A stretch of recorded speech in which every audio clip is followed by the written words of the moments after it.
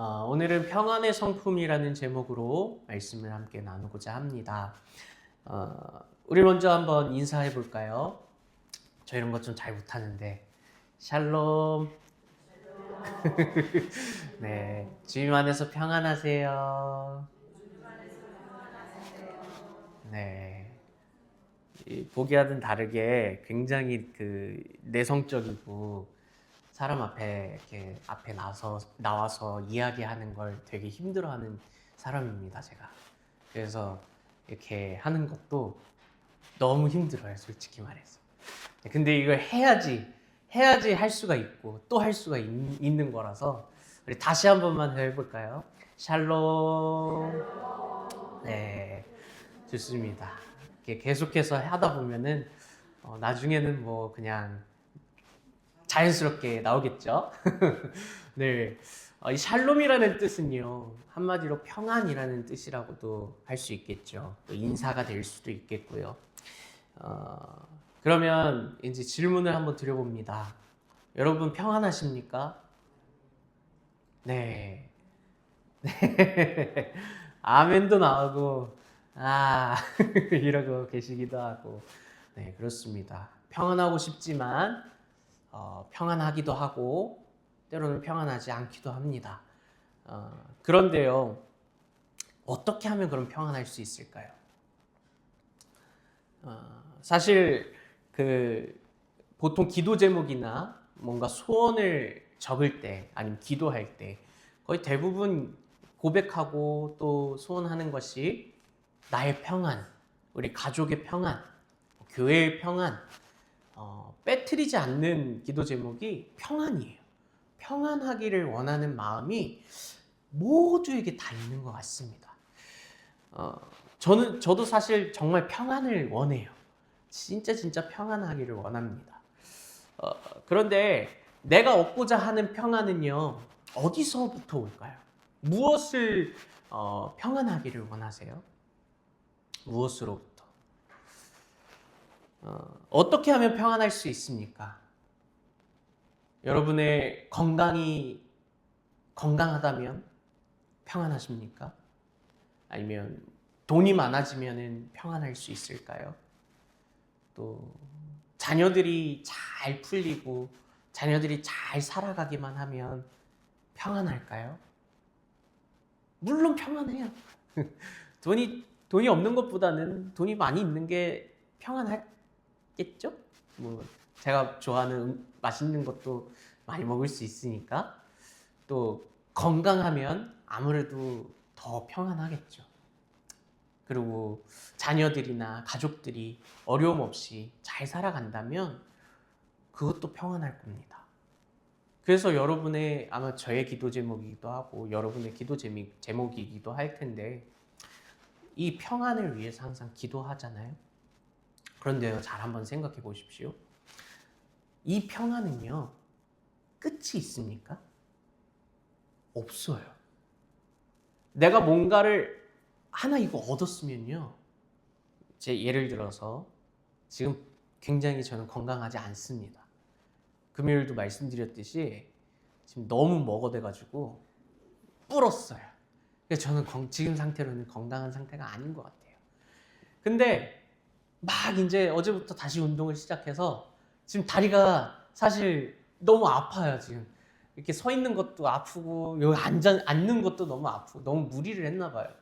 그렇게 막 하여튼 운동을 해서 건강을 찾았어요. 살이 빠졌어요. 그러면은 저는 건강의 평안이 끝이 날까요? 아니요. 계속해서 건강하기를 또 원하고 또 막 평안을 찾으려고 할 거고. 돈을 한번 생각해 볼까요?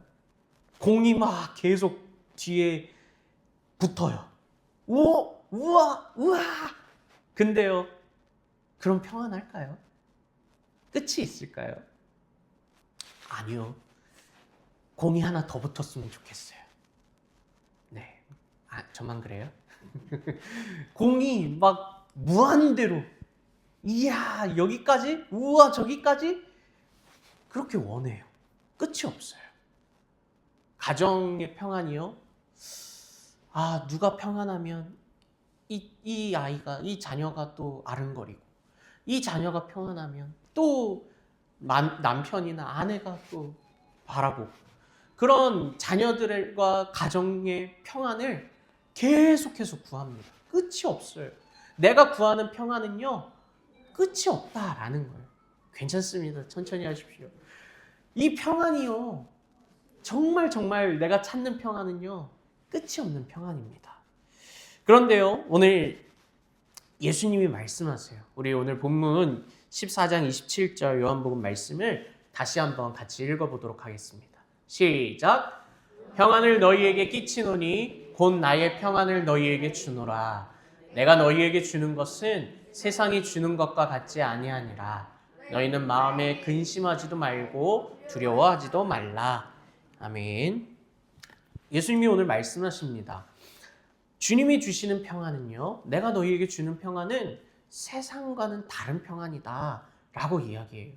세상이 바라보고 세상이 원하는, 세상이 주는 그 평안은 계속해서 끝이 없는, 계속해서 내가 그 평안을 얻으려고 힘을 다해, 또 시간을 다해, 정말 최선을 다해 얻으려고 하고 또 얻었지만 끝이 없는, 더 얻고 싶은 그런 평안.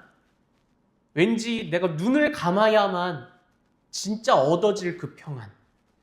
눈이 떠 있는 그 상태에서는 잡을 수 없을 것 같은 그 평안.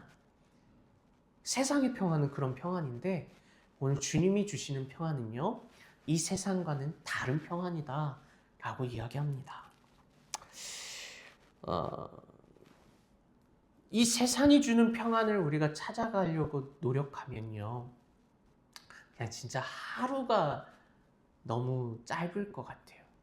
계속된 삶을 살아가야 할 것 같습니다.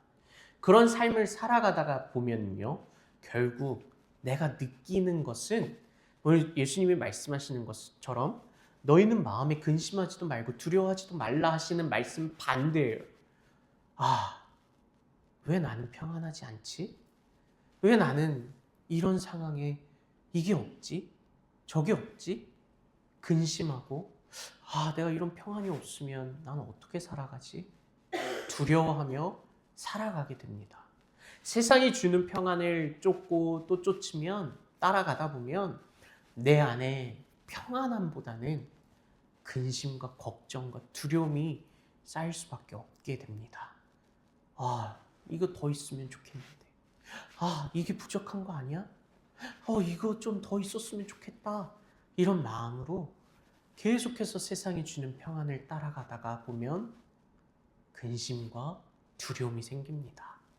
그러나 주님이 주시는 평안은 달라요. 주님이 주시는 그 평안은요, 우리에게 근심도 하지 않게 하시고 두렵게 하지 않으십니다. 여러분 그것을 믿으십니까? 이 주님이 주시는 평안은요, 오늘 하나님이 자녀에게 주시는 선물과도 같은 주님의 은혜입니다. 마음대로 누구에게나 다 주는 것이 아닙니다. 주님의 자녀에게, 오늘 이 세상의 평안을 쫓지 않고 주님을 바라보는 자에게 주시는 평안입니다. 그 평안을 오늘 여러분이 누리시기를 축복합니다. 또 소원하는 것은요, 오늘 이곳에 임재하시는 그 성령님을 통해서 오늘 예배하는 모든 여러분과 저에게 주님이 주시는 그 평안이 함께 하기를 간절히 소망합니다. 평안하였으면 좋겠어요. 근심과 두려움과 또 기뻐할 수 없는 상황에 놓여 있을 때라도 우리는 주님이 주시는 평안으로 평안해야 합니다. 그러면 어떻게 해야 평안할 수 있을까요? 주님이 주시는 평안이 과연 어떤 평안이길래? 사실 답은요, 오늘 읽은 이 요한복음 14장 27절의 말씀은요, 예수님이 제자들에게 너희에게 보혜사 성령님을 보내시겠다라고 약속하시는 말씀이에요. 그래서 사실 그 말씀을 읽어보면요, 예수님이 보혜사 성령님을 보내신다라고 말씀하시고 너희에게 평안을 준다라고 이야기하십니다. 그래서 그 평안은요, 사실 성령님이에요. 우리에게 주시는 성령님, 우리에게 충만하게 역사하시는 성령님이 바로 주님이 주시는 평안입니다. 무언가 세상에 내가 얻고자 하는 그것들이 물론 세상에서의 평안이 될 수 있겠지만 또 우리가 아예 없어서는 안 되겠지만 우리가 더 바라봐야 하고 더 사모해야 할 것이 바로 주님이 주시는 평안, 성령님이라는 사실을 여러분 기억하셨으면 좋겠어요. 그래서 다시 한번 소망합니다. 오늘 이곳에 성령님이 함께 하시고 역사하시기를 소망합니다. 그 성령님을 바라보시고 또 경험하시기를 축복합니다. 근심과 두려움과 기뻐할 수 없는 그 상황에 놓여 있을 때 오늘 성령님이 나와 함께 하신다면 평안을 누릴 수 있어요. 거짓말 같습니까? 진짜입니다. 자, 우리 빌립보서 1장 12절부터 18절까지 말씀을 교독해서 읽도록 하겠습니다. 제가 먼저 읽겠습니다. 형제들아, 내가 당한 일이 도리어 복음 전파에 진전이 된 줄을 너희가 알기를 원하노라.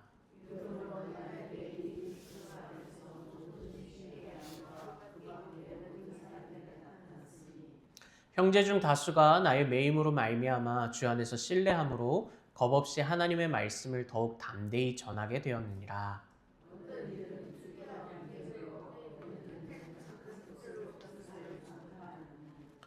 이들은 내가 복음을 변증하기 위하여 세우심을 받은 줄 알고 사랑으로 하나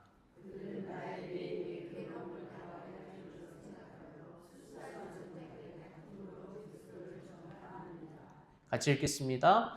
그러면 무엇이냐? 거칠애로 하냐? 참으로 하나? 무슨 방도로 하든지 전파되는 것은 그리스도니 이로써 나는 기뻐하고 또한 기뻐하리라.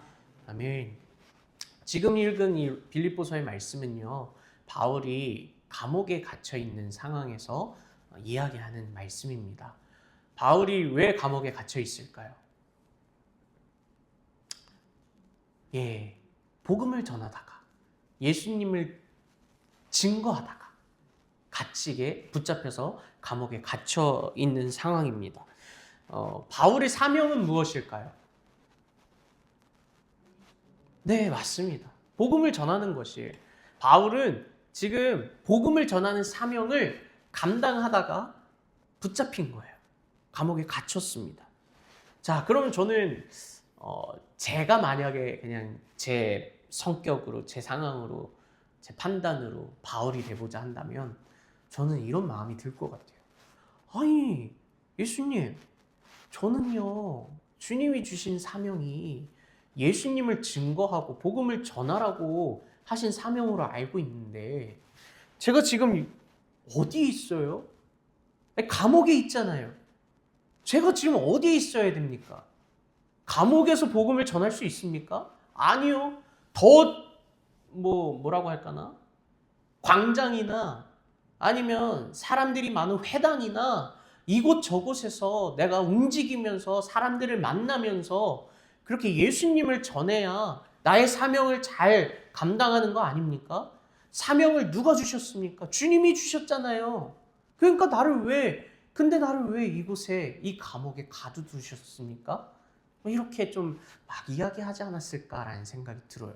그런데 오늘 바울의 고백이 무엇이냐면 12절 말씀을 다시 한번 볼까요? 12절에 형제들아, 내가 당한 일이 도리어 복음 전파에 진전이 된 줄을 너희가 알기를 원한다라고 이야기합니다. 아니, 내가 잡힌 게요, 복음을 전하는 것에 도움이 되었다라고 이야기하는 거예요. 왜냐하면은 이제 내가 지금 바울의 입장에서 내가 감옥에 왜 잡혔는지도 말할 수 있어요. 나는 예수님을 전하는 사람으로서 예수님을 전하다가 붙잡혔습니다 라고 이야기해요. 또 뒤에 어떤 이야기가 나오냐면 14절을 보니까 형제 중 다수가 나의 매임으로 말미암아 주 안에서 신뢰함으로 겁없이 하나님의 말씀을 더욱 담대히 전하게 되었다라고 또 바울은 고백합니다. 나는 제가 말한 그 상황이 그대로 이루어지는 것이 아니라 나는 지금 이 감옥에 있지만 내가 묶임을 통해서 하나님은요 더 복음 전하는 일에 하나님께서 일하셨습니다 라고 고백할 수 있는 거예요. 감옥에 갇혀 있으면 굉장히 답답하기도 하고 짜증도 날 거고 두렵기도 하고 근심이 있을 것 같기도 합니다. 감옥에 들어가 본 적이 없어서 잘 모르겠지만 아마 감옥에 갇혀 있으면 내가 지금 왜 여기 있지? 나는 이제 어떻게 되는 거지? 그 당시에는 까딱하다가는 죽음이니까요. 두려울 것이고 그랬을 겁니다. 그런데 바울은요, 아무리 찾아봐도요, 두려워하지 않아요. 걱정하지 않아요. 오히려 기뻐하고 있어요. 이 사람들이, 이 형제의 다수가 나의 매임으로 말미암아 주 안에서 신뢰함으로 겁없이 하나님의 말씀을 더욱 담대히 전하게 되었다. 상황은요, 되게 암울해요. 되게 정말 좋지 않아요. 왜냐하면 예수님을 전하다가 붙잡혔으면 여러분, 그 상황을 들었을 때 여러분은 더욱 담대히 예수님을 전할 수 있겠습니까? 나도 바울처럼 똑같이 붙잡힐 게 뻔한데요. 그런데 이 사람들은요, 겁없이 더욱 하나님의 말씀을 담대하게 전할 수 있게 되었어요. 근데 중요한 것은요, 주 안에서 어떻게 했다고요? 14절에 신뢰함으로. 주님을 의지했어요. 주님을 신뢰했어요. 그리고 이 바울이 주님을 신뢰하는 것처럼 이 사람들도 주님을 신뢰했어요. 내 뜻이 아니라 주님의 뜻이 이루어지기를 원하는 마음으로 그대로 주님을 신뢰하고 의지하며 주님께 내어드리고 주님께 맡겨드렸어요. 주님 역사해 주십시오. 주님 일하여 주십시오. 라고 고백하는 그 순간에 바울은 어떤 주님이 주시는 그 마음을 누렸을까요? 어떤 상황을 누렸을까요? 머리가 돌아갔을까요? 이건 어떻게 해야지? 이때는 어떻게 해야지? 저 때는 어떻게 해야지? 내가 어떻게 해야 이 상황에서 나갈 수 있을까? 이 감옥에서 빨리 탈출해가지고 빨리 복음을 전하고 그래야 되는데 이런 머리가 돌아갔을까요? 아니요. 주님이 주시는 평안으로 성령님을 의지하며 내 안에 거하시고 역사하시는 성령님을 의지함으로 바울은 그저 평안했습니다. 뒤에 나오는 말씀에도 알 수 있듯이 바울이 갇혀 있는 게 너무 좋은 사람들이 있고요. 또 바울을 또 응원하면서 함께 나아가는 사람들이 있어요. 근데 중요한 건 무엇이냐면 어찌됐든 둘 다 예수님을 전한다라는 거예요. 그 모습을 볼 때 바울은 뭐라고 이야기합니까? 18절에 내가 기뻐하고 기뻐한다라고 이야기합니다. 나는 기뻐하고 또한 기뻐하리라 라고 이야기한다고요. 이게 감옥에서 말을 할 수가 있습니까? 이렇게? 감옥에 있는 사람이 이렇게 이야기할 수 있겠어요? 세상에서는 그럴 수가 없겠습니다만 내가 주님을 신뢰하고 내가 주님을 의지하고 성령님이 내 안에 거하시고 성령님께 그냥 기대어 있다면 주님이 주신 그 평안인 성령님과 함께하고 있다면 내가 어떤 상황에서든지 평안하고 기뻐할 수 있다라는 것입니다. 근심하지 않게 하고 두려워하지 않게 하시는 주님의 말씀이 이 바울의 삶 가운데 그대로 이루어지는 거예요.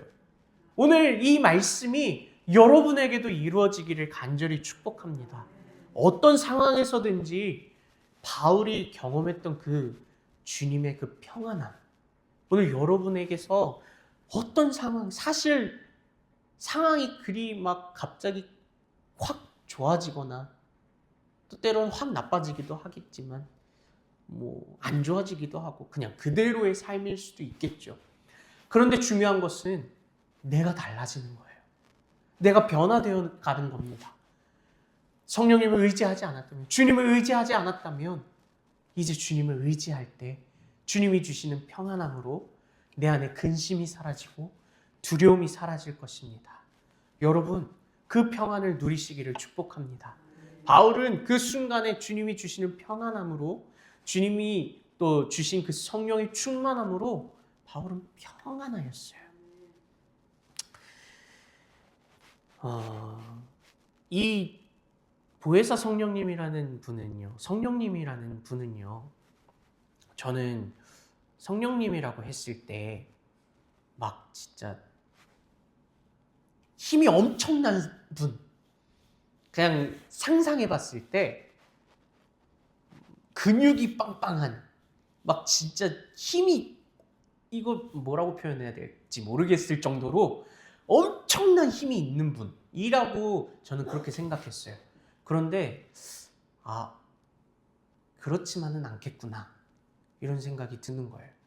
제 생각을 뛰어넘는 그 성령님이 오늘 내 안에 함께하고 계시고, 때로는 그 힘이 빵빵한 성령님이 나에게 힘을 빵빵하게 주시기도 하고, 또 때로는 그 성령님이 너무나도 부드럽고 너무나도 안전케 하시고 평안케 하시는 그 부드러운 성령님이 또 나에게 평안함을 주신다라는 겁니다. 성령님은요, 이거 하나만 주는 것이 아니라 정말 다양한 상황과 다양한 모습으로, 다양한 마음으로 성령님은 역사하신다라는 걸 오늘 말씀에서 참 많이 느끼는 것 같아요. 그냥 내가 경험한 성령님, 내가 알고 있는 성령님이 아니라 내가 제한하지 않는 그 성령님이 오늘 여러분 가운데 함께 하실 때 평안함을 주시기도 하고요, 능력을 주시기도 하고요, 기쁨을 주시기도 하고요, 감사를 선택하기도 하고요, 그렇게 주님이 원하시는 그 뜻을 이루어가며 살게 하시는 성령님을 여러분 의지하시기를 축복합니다. 주님만 바라보십시오. 주님을 바라볼 때, 성령님을 의지할 때 거기서부터 평안함이 나옵니다. 내가 세상을 바라보고 세상의 기준에 따라서 그 평안함을 얻으려고 부단히 노력하면 물론 평안함이 조금은 오겠죠.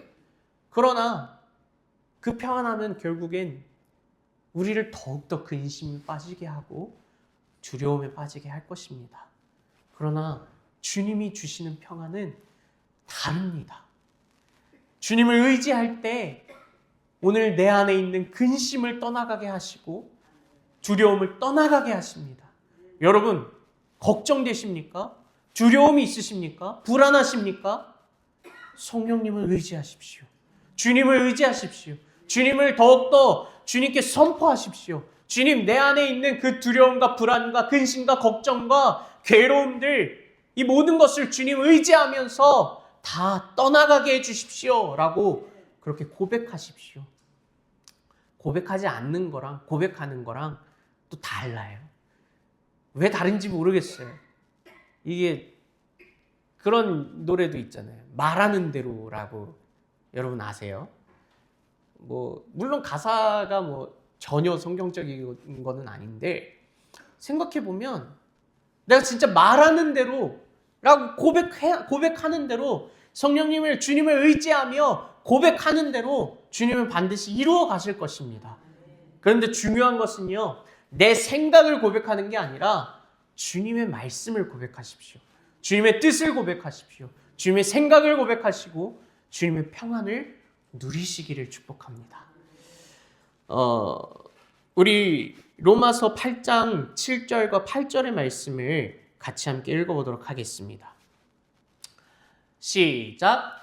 육신의 생각은 하나님과 원수가 되나니 이는 하나님의 법에 굴복치 아니할 뿐 아니라 할 수도 없음이라. 육신에 있는 자들은 하나님을 기쁘시게 할 수 없느니라. 아멘. 육신의 생각을, 그러니까 세상을 바라보며 내 생각대로 살아가는 자는 하나님과 원수가 되는 사람입니다. 원수가 되는 길입니다. 그리고 육신에 있는 자들은 결국에는요, 하나님을 기쁘시게 할 수가 없어요. 그러나 우리 또 6절 말씀을 같이 함께 읽어볼까요? 시작! 육신의 생각은 사망이요 영의 생각은 생명과 평안이니라. 아멘. 내가 주님을 바라보고 주님의 생각이, 주님의 마음이 오늘 내 마음과 같아질 때, 내가 주님의 마음을 품을 때 오늘 나에게는요, 주님이 주시는 생명이 넘칠 것입니다. 주님이 주시는 평안이 넘칠 것입니다. 바울은요, 이 주님이 주신 사명, 예수를 전하는 일에 내 생명조차 아끼지 않겠다라고 이야기했어요. 우리 사도행전 20장 말씀을 또 함께 읽어볼까요? 23절, 24절 말씀을 같이 읽어보겠습니다. 시작! 오직 성령이 각 성에서 내게 증거하여 결박과 환난이 나를 기다린다 하시나 나의 달려갈 길과 주 예수께 받은 사명 곧 하나님의 은혜의 복음 증거하는 일을 마치려 하면은 나의 생명을 조금도 귀한 것으로 여기지 아니하노라. 아멘. 바울이 고백한 건 뭡니까? 눈에 보여요. 뻔히 보여요. 평안하지 않는 길입니다. 어떻게 보면은 죽음으로 가는 길이 뻔히 보입니다. 성령님도 말씀하셨거든요. 오직 성령이 각 성에서 내게 증거하여 결박과 환난이 나를 기다린다 하시나 이미 말씀하셨어요. 참 많이 힘들 거야 라고 말씀하셨다는 거예요.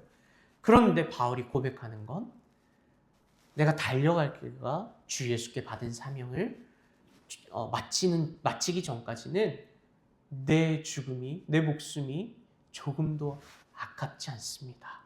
라고 고백할 수 있는 이유가 뭡니까? 내 힘으로 그 고백을 할 수가 있겠어요? 저는 못해요. 저는 제 목숨 조금도 아끼지 않겠습니다가 안 돼요. 잘 안 돼요. 이거 진짜 조금만 다치면 너무 빨리 고쳐주세요. 빨리 낫게 해주세요. 라고 이야기하는데요. 감옥에 갇히는 거, 핍박받는 거, 저는 잘 못할 것 같아요. 제 힘으로는 할 수가 없을 것 같아요. 제 힘을 의지하면요. 빨리 이곳에서 풀려나게 해주세요. 살려주세요. 빨리 도망치게 해주세요. 뭐 이렇게 고백하지 않을까 싶습니다. 그러나 바울이 주님이 너희에게 평안을 준다. 내가 너희에게 주는 평안은 세상과는 다른 평안이다. 라고 하시는 그 말씀을 의지하고 바울 안에 그 성령의 충만함이 있을 때, 성령 충만할 때 이렇게 고백할 수 있다라는 겁니다. 주님이 나에게 주신 사명을 내가 나아갈 때까지 조금도 나의 생명은 아깝지 않습니다. 라고 고백할 수 있다라는 겁니다. 우리에게 평안과 생명을 주는 것은 주님의 생각과 주님을 의지할 때 가능한 것입니다. 주님을 의지하지 않는다면, 나를 의지하고 살아간다면 생명으로, 평안으로 나아가는 것이 아니라 세상으로 나아가게 될 것이고, 주님이 원하시는 그 뜻대로 이루어지는 것을 원하는 것이 아니라 내 뜻대로 이루어짐을 더 소원하고 소망하고 살아가게 될 것입니다.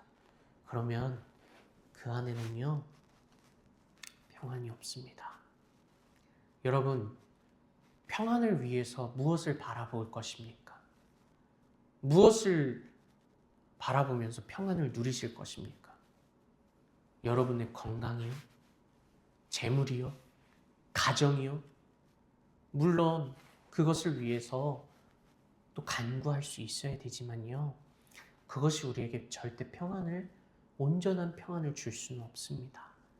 여러분, 주님을 바라보십시오. 주님을 의지하십시오. 그럴 때 평안함이 있습니다. 우리 이사야 26장 3절 말씀을 같이 함께 읽어보도록 하겠습니다. 시작!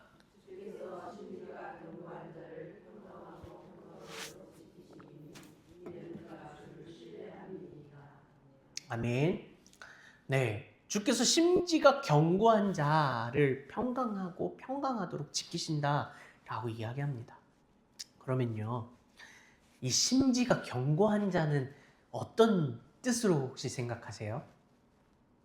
어떤 사람이 심지가 견고한 자일 것 같으세요? 변함없이 막 지금 드는 생각인데 갯벌에다가 발을 빡 넣어가지고 무슨 바람이 불어도 절대 흔들리지 않는 이런 게 심지가 견고한 자 같은 느낌이 들죠. 저도 그렇게 생각했어요. 근데 이 인스타에 신대원 교수님이 이렇게 친구가 돼 있는데 이 말씀을 원어적으로 풀어서 해석을 해보면 당연히 이 한글로만 보면은 심지가 견고한 자, 뭔가 강한 사람, 되게 어떤 바람이 불어도 절대 흔들리지 않을 것 같은 믿음이 정말 주님께로 집중되어서 막 진짜 막 강한 그런 느낌이 들잖아요. 그런데 뭐라고 이야기하시냐면 심지가 견고하다라는 건 도움을 받는 존재라고 원어로 해석을 하면 그렇게 풀어갈 수 있다라고 합니다.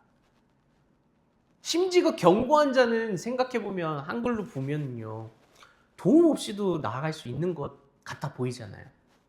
그런데요 원어로 히브리어로 본다면요 도움이 필요한 존재예요. 도움을 받는 존재라고 이야기해요. 심지가 견고한 자는 마음이 굳어서 어떤 일에도 견뎌내는 그 강한 존재를 뜻하는 것이 아니라 오히려 누군가를 의지해야 하는 자라는 거예요. 누구를 의지해야 될까요? 네. 뭐 하나님, 예수님, 성령님 다 되겠죠. 주님을 의지해야 되는 자. 심지가 견고한 자는요. 주님을 의지하는 자입니다. 주님을 신뢰하는 자입니다. 여러분, 그럴 때 우리 다시 26장 3절 이사야 말씀을 내가 주님을 의지하는 자라는 마음을 가지고 다시 한번 읽어봅시다. 시작! 주께서 심지가 견고한 자를 평강하도록 지키시리니 이는 그가 주를 신뢰함이니이다. 아멘. 생각해 보십시오. 나는 아무도 의지하지 않아 라고 하는 사람을 누가 지켜주겠어요? 그래? 이렇게 하고 그냥 진짜 주님을 의지하며 주님 도와주십시오. 난 주님을 의지할 수밖에 없습니다. 라고 하는 자에게 하나님은 그래 라고 하시겠지. 괜찮아요. 그래? 무슨 느낌인지 아세요? 여기는 그래 이런 거고 그래 이런 거. 정말 주님을 의지하는 자가 하나님 정말 도와주십시오. 정말 주님을 의지할 수밖에 없습니다. 라고 고백하는 자에게 주님은 그래 내가 너를 평강하고 평강하도록 지켜줄게 라고 하나님이 말씀하시는 거예요. 이는 그가 주를 신뢰함이니이다. 내가 주님을 의지하고 내가 주님을 신뢰하기 때문에 나는 더욱 주님의 도우심을 구하며 살아갈 수밖에 없는 존재입니다. 주님 나를 도와주십시오. 내가 주님을 의지할 수 있도록 내가 나의 시선을 세상을 보고 나를 보고 내 어떠한 스펙이나 내가 가지고 있는 것들을 바라보고 살아가지 않게 하시고 주님을 바라보며 살아갈 수 있도록 도와주십시오. 주님을 신뢰합니다. 주님을 의지합니다. 라고 고백하는 자에게 주님은 평강과 평강을 지켜주신다라는 겁니다. 여러분 정말 평안하고 싶으십니까? 그럼 진짜 주님을 의지하십시오. 주님을 신뢰하십시오. 평강하지 않는 이유는요. 안타깝게도 주님을 신뢰하지 않기 때문입니다. 주님을 의지하지 않기 때문입니다. 나를 의지하고 내 힘을 의지하고 세상을 의지하기 때문에 평안하지 않습니다. 내가 주님을 의지할 때 비로소 정말 주님이 주시는 평안함으로 나아갈 수 있습니다. 그럴 때요. 주님이 말씀하신 그 성령의 열매 그 중에서 화평과 평안의 열매를 맺어갈 수 있을 것입니다. 상황은 변하지 않았어요. 상황은 너무나도 여전히 힘들어요. 제가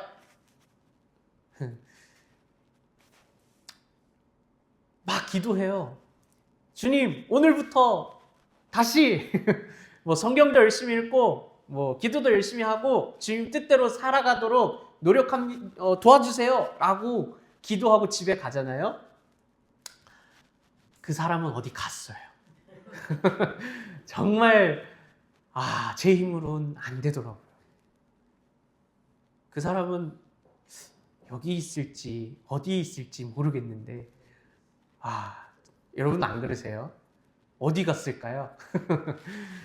그러나 그 모습을 봤을 때는요, 진짜 주님을 의지하고 신뢰하는 게 아니었다라는 겁니다. 말은요, 주님을 의지하고 신뢰합니다라고 이야기하는 거지만 정말 똑같은 상황과 환경에서 내가 변화되어야 되는 거예요. 내가 나를 의지하는 그 순간에서 똑같은 상황에 주님을 의지하기를 원하는 마음을 고백하고 선택하고 그렇게 나아가야 되는 거예요. 여러분, 주님을 의지하고 신뢰하면요, 두려움이 있을까요? 걱정이 있을까요? 사실 이 마지막 말씀을 준비하면서 적지는 않았는데 계속 그런 생각이 들더라고요. 그 월요일날 새벽 예배 때 말씀이 예수님이 변화되신 사건을 나눴었는데 제가 그때 그렇게 이야기를 했었던 것 같아요. 새벽이라 잠결에 이야기했는지 전혀 기억이 안 나는데 얼핏 기억이 나는 그 찰나의 말씀이 오늘 이 변화되신 예수님의 모습이 내가 그렇게까지 될 수는 없어요. 예수님의 변화된 모습은 예수님만이 보여줄 수가 있는 거예요. 그런데 예수님이 변화되신 이 말씀이 오늘 나에게도 임한다면 오늘 나도 변화가 있어야 된다라는 것입니다. 어떻게 변화되어야 될까요? 내가 원하는 모습으로 변화되어야 될까요? 내가 바라는 모습으로 변화되어야 될까요? 아니요. 주님이 원하시는 대로 변화되어야 합니다. 주님이 말씀하시는 대로 변화되어야 합니다.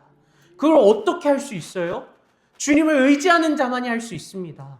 주님을 신뢰하는 자만이 할 수 있습니다. 주님이 주시는 그 평안을 누리는 자만이 변화될 수 있는 거예요. 왜냐하면 그 안에 근심도 없고 걱정도 없고 두려움도 없고 불안도 없기 때문에 그래요. 내가 변화하지 못하는 이유가 뭡니까? 걱정이 많아서 그래요. 불안이 많아서 그래요. 이렇게 되면 어떡하지? 여러분 안 그러세요? 전 진짜 변화를 힘들어하는 사람이에요. 그래서 그런 마음이 계속 들거든요. 근데 정말 주님이 주시는 평안이 내게 임하고 그 평안으로 내가 나아가고 주님을 의지하며 살아갈 때 내 안에 근심과 두려움과 불안과 걱정이 없어질 때 내가 정말 주님을 의지하는 자로서 주님이 원하시는 모습으로 우리는 변화될 수 있다라는 것을 믿으시기를 축복합니다. 여러분, 나는 안 돼. 금지. 여행 가다 보면은요, 여러분도 그러실지 모르겠는데 부모님들이 되게 계속 이거 저거 막 불평 아닌 불평을 하세요. 이걸 이렇게 왜 먹어? 뭐 이런 이야기들을 하세요. 이걸 돈을 왜 써? 이렇게 이런 얘기를 하세요. 그러면 자녀들이 종종 뭐라 그러는지 아세요? 금지. 그 말 금지. 이거 금지. 돈 아깝다 금지. 막 누리면서 나아가려고 간 여행인데 계속 불평이 나와요. 이건 뭐냐? 저건 뭐냐? 이거 왜 먹냐? 이거 여기 돈을 왜 쓰냐? 그러려고 간 여행인데. 그래서 막 자녀들은 그거 금지! 막 이렇게 이야기를 한다고요. 여러분, 제가 감히 여러분께 믿음으로 선포합니다.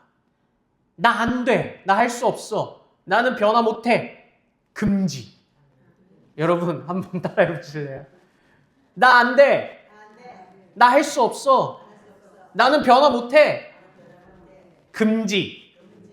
네, 금지입니다. 그거는 주님을 신뢰하지 않는 사람이에요. 주님을 의지하지 않는 사람입니다. 주님을 의지하는 사람과 주님을 신뢰하는 사람, 성령님이 충만하게 임재하시고 역사하시는 사람, 주님이 주시는 평안이 가득한 사람은요, 변화가 일어날 때 그 변화에 함께 나아갈 수 있는 사람입니다. 왜냐하면 그 안에 근심이 없고 두려움이 없기 때문에 그렇습니다. 여러분, 말씀을 맺겠습니다. 우리 갈라디아서 5장 25절 말씀을 함께 읽어볼까요? 시작.